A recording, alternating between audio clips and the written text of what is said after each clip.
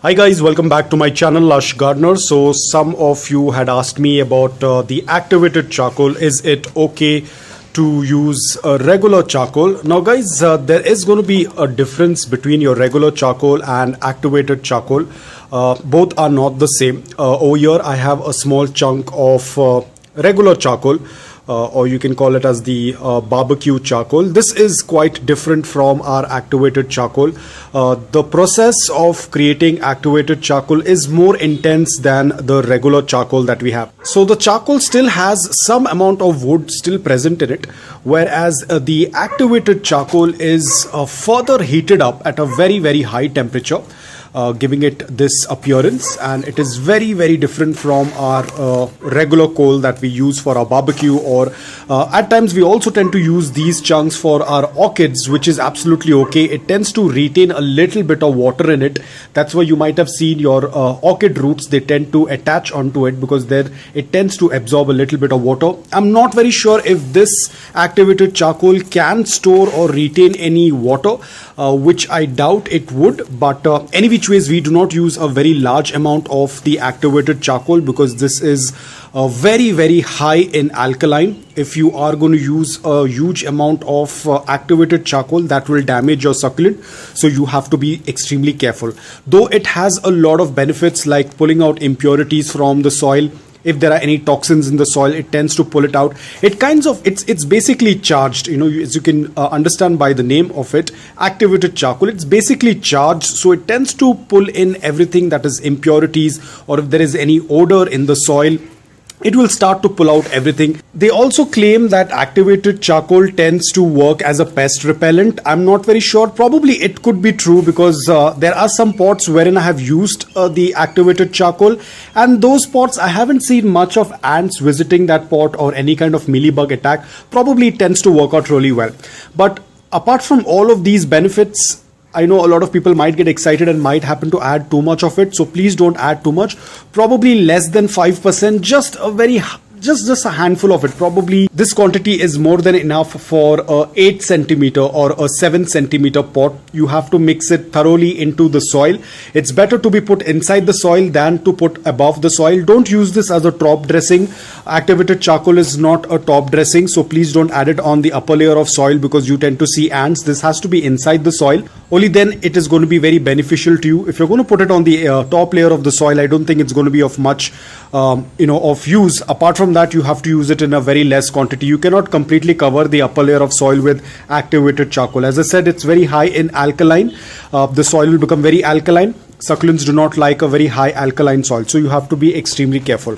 So that was all about it. A lot of people tend to use these at the base of the pot. Now you can definitely use it at the base of the pot. This will definitely help in drainage.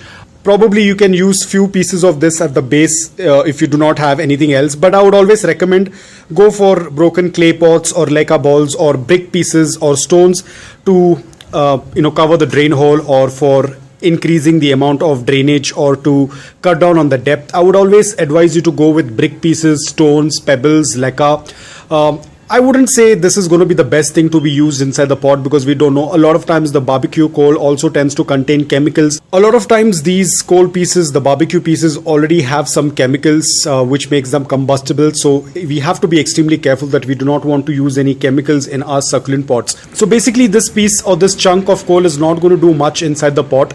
It's just going to be lying there just like any other material like a leca or a brick piece. That's all what it's going to be doing. It's not going to be taking out the toxins because it is not activated.